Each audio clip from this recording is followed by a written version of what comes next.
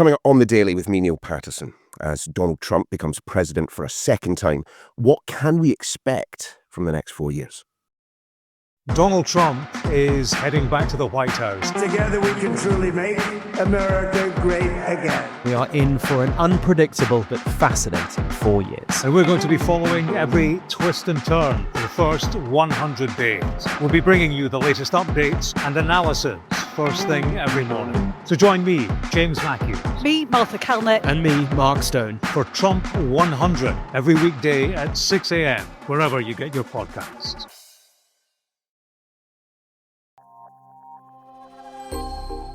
It is Inauguration Day in the United States, the beginning of Trump 2.0. Now, if you are listening to this when we publish on Monday afternoon, the pomp and circumstance is all underway. You can grab all of that on the telly. But we're going to do something a little different on the podcast. Rather than focusing on the ceremonial, instead, we're going to look ahead and try to predict the next 4 years. Here to help, our US correspondent, Mark Stone. Hi, Mark. Hello, Neil. How are you? Very, very well. This is all looking very nice. Do you like our new studio? We're taking over, Neil. No, you're not. We've also rounded up some of our other colleagues here at Sky to give us their predictions for what lies ahead. What exactly Trump's America will look like in his second stint as president. I mean, Mark, once upon a time, the only prediction that I would have made about a Trump presidency would have been its unpredictability. But I suppose we do know rather a lot more about the man, about his policies, than we did this time 8 years ago.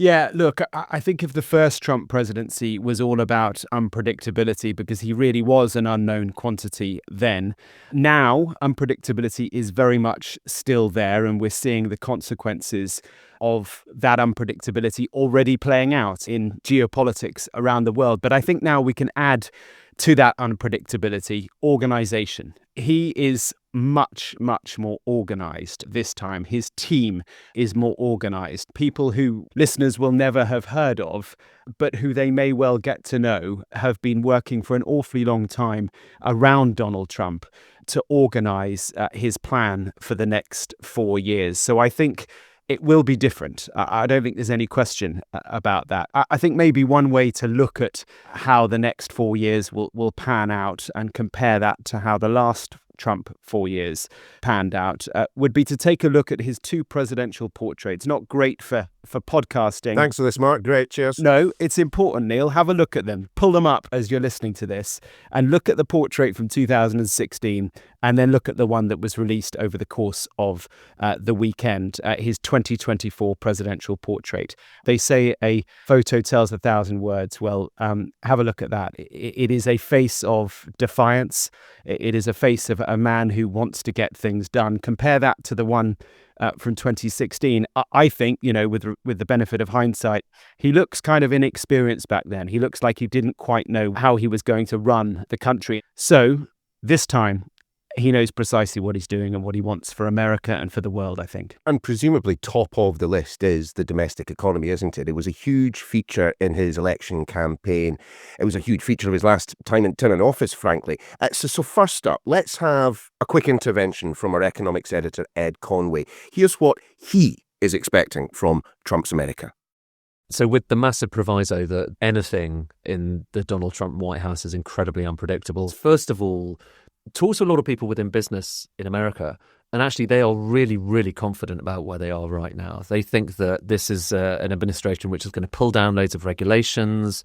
Talk to people who are in manufacturing and they're excited because, gone are some of the green regulations that they didn't much like, and they can frack more and dig more and burn more than they had before. Obviously, there are serious environmental consequences to that.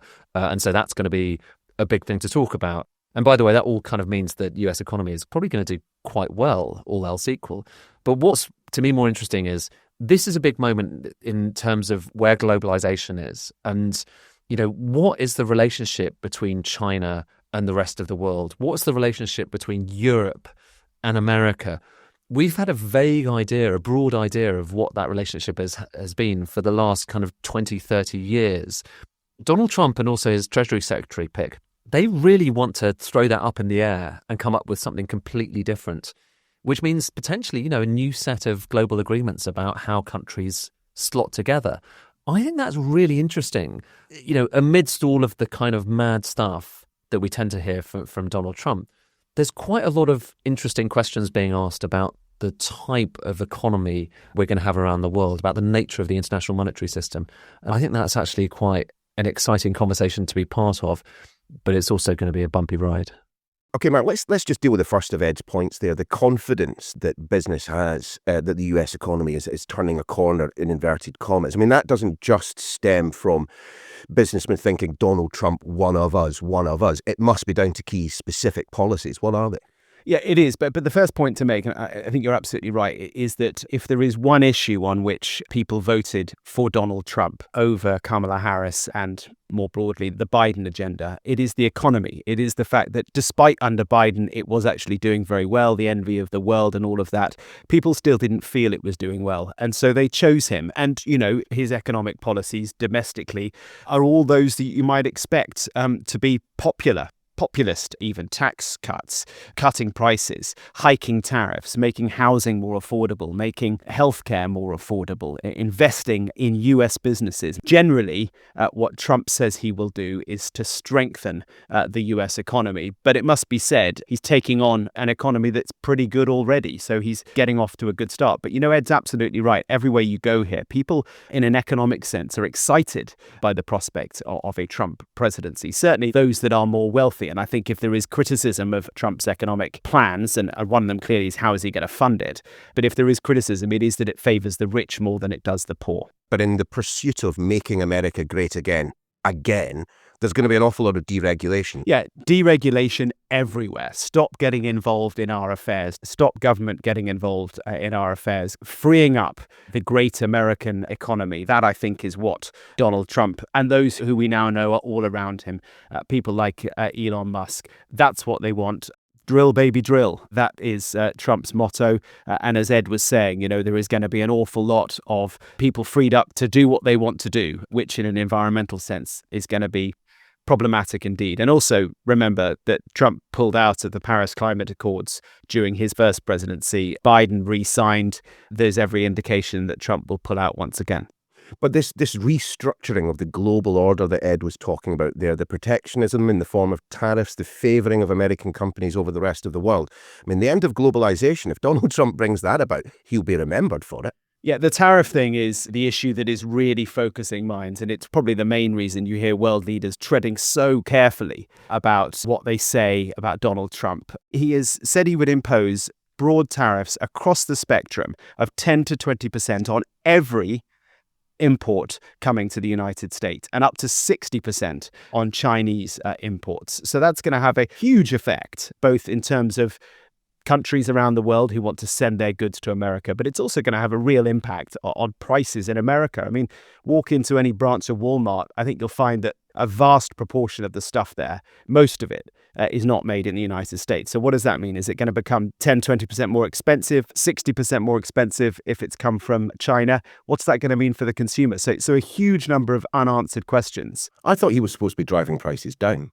Well, quite. And no one's squared that yet. I mean, he says that the tariffs will be paid for by other countries, but as we know, that is very rarely the case. Tariffs are paid for by importers who are based in the United States. So lots of unanswered questions, lots of reasons where Trump plans could become derailed quite quickly. And, you know, a broader point, Neil, I do think that the story of Trump over the next 4 years, will it be a story about geopolitics, about global events? Yes. But I actually think that the difficulties for Trump could actually be more domestic, whether it be the economy that he thinks he can fix, but maybe he can't, or his immigration plans, which are sweeping, controversial, and for many people will be very, very painful.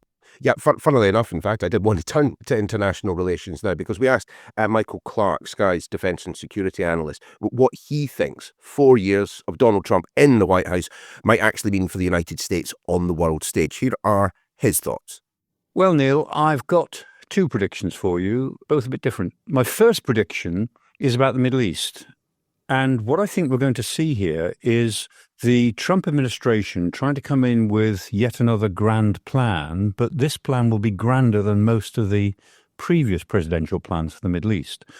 Because President Trump is coming into office at a time when the Middle East is in real turmoil. And it's not just in turmoil because of conflict. There's plenty of that. There always is. But it's in turmoil now because of structural change. The whole area is now ripe for new political approaches. And the prospect of President Trump returning to the Abraham Accords approach, but also trying to back Israel, and he will back Israel, is that the Trump administration, on the basis of this chaos that it sees, will try to come up with a grand framework based on the Abraham Accords, which will be the American approach. And of course, we know that President Trump, as president, he's desperate, it seems, to win the Nobel Peace Prize. That's his next big objective. And if he could bring some sort of framework to a Middle East peace process, then he might be on the way to do that. And I'm sure that will be on his directorial mind as president, and it'll be on the mind of some of his advisors. Okay, we'll bring in Michael's second prediction in just a second. But first and foremost, Mark, just remind us exactly what these Abraham Accords were. Who brokered them and what did they do?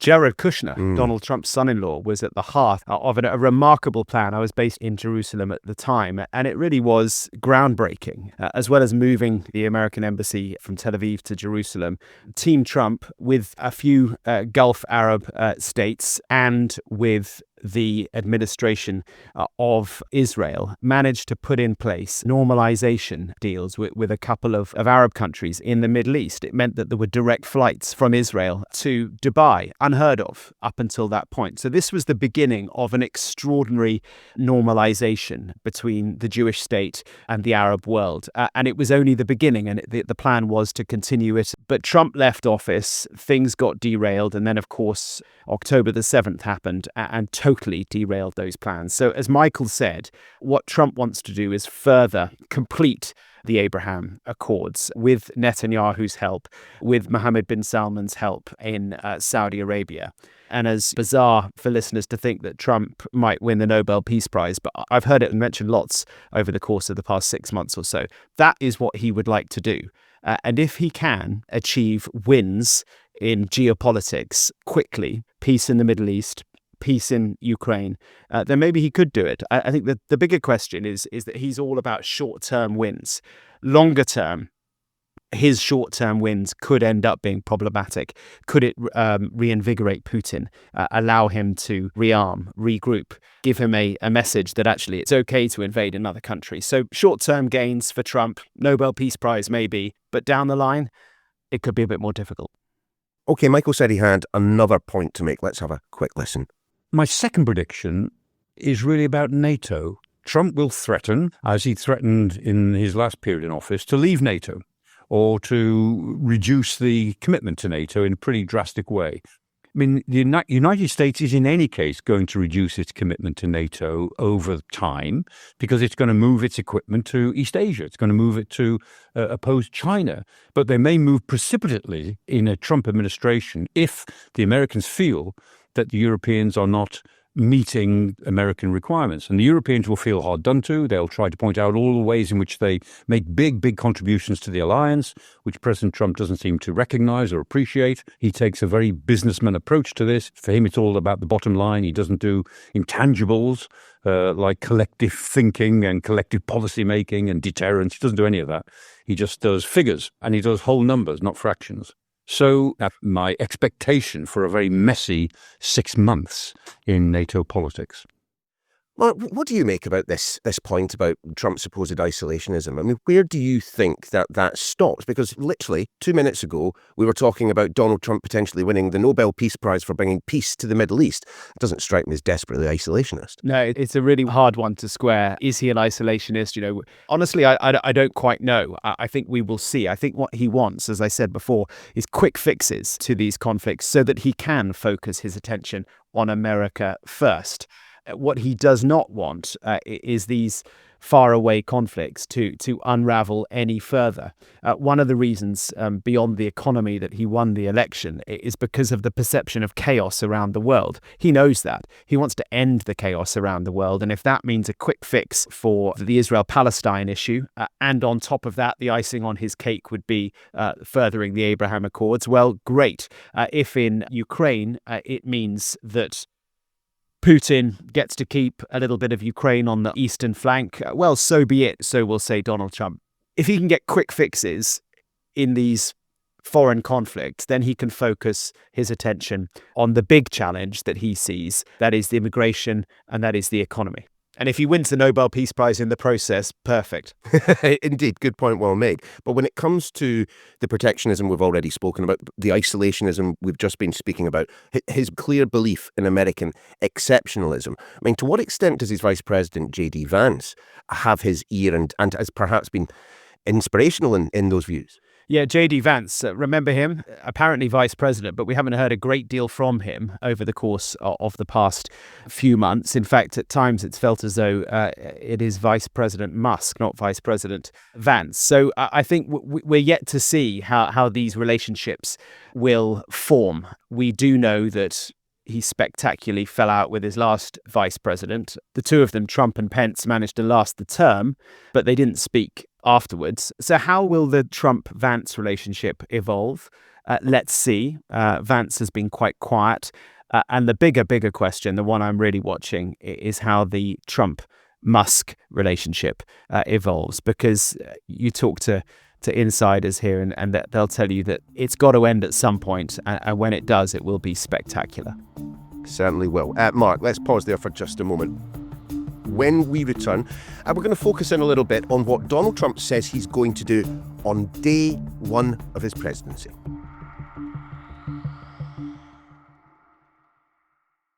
Donald Trump is heading back to the White House. Together we can truly make America great again. We are in for an unpredictable but fascinating 4 years. And we're going to be following every twist and turn for the first 100 days. We'll be bringing you the latest updates and analysis first thing every morning. So join me, James Matthews. Me, Martha Kellner. And me, Mark Stone. For Trump 100, every weekday at 6 a.m, wherever you get your podcasts. I'm still here with our US correspondent, Mark Stone. Now, Mark, look, as I said before the break, I just want to turn our attention to what Donald Trump might do today as people are listening to this podcast. Now, he said a number of times he wanted to end the war in Ukraine on day one. So we asked our Moscow correspondent, Ivor Bennett, exactly what he makes of that. The war in Ukraine and relations with Russia will undoubtedly be a huge focus for Donald Trump. He indicated as much on the campaign trail with his frequent promises to bring about a swift end to the conflict. He still hasn't said how he's going to do that, and I'm certain it's not going to be in the first 24 hours like he initially promised, but I think he will actually manage it in the first year of his presidency, possibly the first few months, in the sense that the fighting there will end. And I say that because there has been a marked shift in language from Moscow, from Kiev, since Donald Trump's election win in November, with both sides showing a fresh willingness to compromise, softening their stances, having previously been pretty intransigent on their preconditions for peace. And that's significant because it shows that both sides sense that a settlement is close with Donald Trump returning to power. The fear for Ukraine, of course, is that it will come at a high price, with Ukraine potentially being forced to the negotiating table in a position of weakness if Donald Trump cuts off or threatens to cut off US military support to Kiev. He's not definitely going to do that, but that's his leverage over Ukraine. And he does, of course, have leverage when it comes to Russia in the form of sanctions. And even though Trump has previously suggested he might lift sanctions on Moscow, in reality, he might not want to do that because they do give him that leverage. What's more, US exports, of course, benefit if Russian oil and gas is depleted. So I don't think we should automatically assume that another Trump presidency will be good for Russia. That was the assumption last time around, remember, and in Moscow's eyes at least, it didn't live up to expectations because under Trump, US sanctions on Russia actually increased and Washington sent weapons to Ukraine, both things that the Kremlin didn't want to happen. So as ever with Donald Trump, nothing is definite. I do think, I agree with Ivor. I think there will be a settlement and the language has changed publicly. I mean, privately, I've been talking to diplomats at embassies here in Washington for quite some time now who have been articulating privately that, yes, a settlement needs to come, that it will involve some sort of agreement between the two sides, between Russia and Ukraine, and that, frankly, it will involve Ukraine ceding some land to Russia. That conversation has now gone public, and we've heard, Keir Starmer talking to Beth last week, making quite clear that he thinks that Britain will have a role in that, maybe in terms of peacekeeping troops on the ground. And you can bet your bottom dollar that Donald Trump does not want those troops to be American. It is Europe's problem, he will say. And so the fact that Britain and France seem to be stepping up with this plan for some peacekeeping troops, thumbs up from Donald Trump. And of course, and I would have thought one reason that Britain and France want to do this is because they want to keep Donald Trump on side. He does intend to hit the ground running through something called executive orders. Just explain that. A dictator only on day one, I think was the quote from quite some time ago now, which sent the hairs running, got the liberal media into a total tailspin about what Donald Trump 2.0 might mean. I guess you could say that the only on day one dictatorship is the executive orders, which are these things that all presidents sign. Biden has signed many of them over the course of his presidencies, and they're not legislation. They're effectively a presidential order to do something. They can be undone, but Congress has to approve that undoing. And remember that right now, Donald Trump has both houses of Congress in his back pocket. So these presidential orders will be sweeping. And I imagine as we talk, these presidential orders will be signed one by one. Neil, I was listening to Steve Bannon, who, of course, was central to Donald Trump's last presidency. He was asked whether this presidency, Trump 2.0, will be shock and awe in terms of how Donald Trump tries to reshape America and tries to reshape the world. His answer was, forget shock and awe. This is going to be days of thunder. I think there were a few car crashes in that film as well, however. That's very true. Appropriately enough, as we were just hearing sirens in the background there, I mean, he has also pledged to shock half the electorate and all the other half by freeing those who rioted in his name on January the 6th. Yeah, he could pardon up to 1,500 people who were involved in the January the 6th protests. That's controversial even within his own party. Again, as with so much of Trump's manifesto, we don't know the extent to which he will do that. We will find out in the hours, days, and weeks ahead. I was thinking the other day of, I guess, of the people that got Trump over the line in November, you could almost put them into two camps. There are those who voted for Donald Trump because they believe that he will do everything he said, whether that be mass deportations, whether that be pardoning the January the 6th protesters, whether it be further fixing the American economy. As controversial as it is, they believe that he will do everything that he said, and that is why they voted for him. And then there are the other half who voted for him because they kind of like the guy he is, but they don't believe that actually he's going to do the most controversial of things. And the combination of those two groups of people who have kind of wholly different visions about what might happen, that's what pushed him over the line. What we don't yet know is who was right. Is he going to be the most consequential president who does some hugely complicated and controversial things? Or is a lot of that just rhetoric and bluff? What then are your predictions, Mark? What can you say, hand on heart, that you expect from the next 4 years? It's always dangerous to make predictions, but I do think globally, he wants quick fixes. He wants wins. He wants peace so that he can focus on the other thing, America. And so I do think that barring some massive unforeseen moment, which he would have to deal with, I think we could see over the course of 4 years, the chaos that we have seen over the previous 4 years ending, whether that is in the Middle East or whether it is in Ukraine. I do think that we will see settlements of one form or another there. domestically, I think this will be a big focus for us. I think Trump's plans for America will be fascinating. They will be divisive.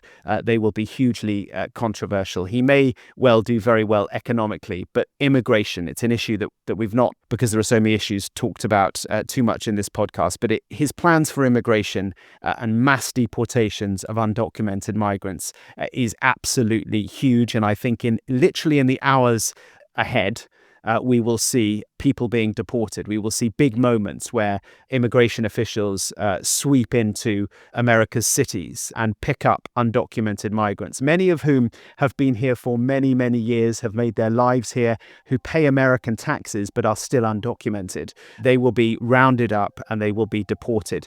It will cause huge strain to America. It's just one area where Trump 2.0 will be divisive indeed, I think. That's almost it from you and me, Mark. Before we let you go, I did just want to ask, speaking to us from this brand spanking new vodcast studio in our Washington, D.C. bureau, you're going to be a very busy boy, keeping a close watch on, Donald Trump's first 100 days, I'm told. We are going to be, I don't know how we've agreed to this, but for the first 100 days of Trump's presidency, Martha Kellner, James Matthews and myself, with a few other special guests peppered in throughout, we're going to be documenting his first 100 days. It's going to be short because, apart from your own podcast, of course, Neil, I reckon quite a few podcasts are too long. So this is going to be short, under 15 minutes. It's going to be snappy. And it's going to be released every morning, 6 a.m. UK time. I will certainly be listening. Mark, thanks very much indeed. Enjoy the next 4 years. Cheers, Neil. That is it for this edition of The Daily. We are back again tomorrow. See you then.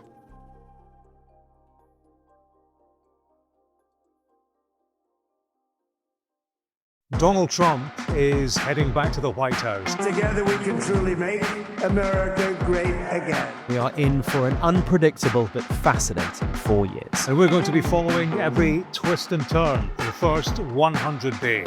We'll be bringing you the latest updates and analysis first thing every morning. So join me, James Matthews. Me, Martha Kellner. And me, Mark Stone. For Trump 100 every weekday at 6 a.m. wherever you get your podcasts. Donald Trump is heading back to the White House. Together we can truly make America great again. We are in for an unpredictable but fascinating 4 years. And we're going to be following every twist and turn for the first 100 days. We'll be bringing you the latest updates and analysis first thing every morning. So join me, James Matthews. Me, Martha Kellner. And me, Mark Stone. For Trump 100 every weekday at 6 a.m. wherever you get your podcasts.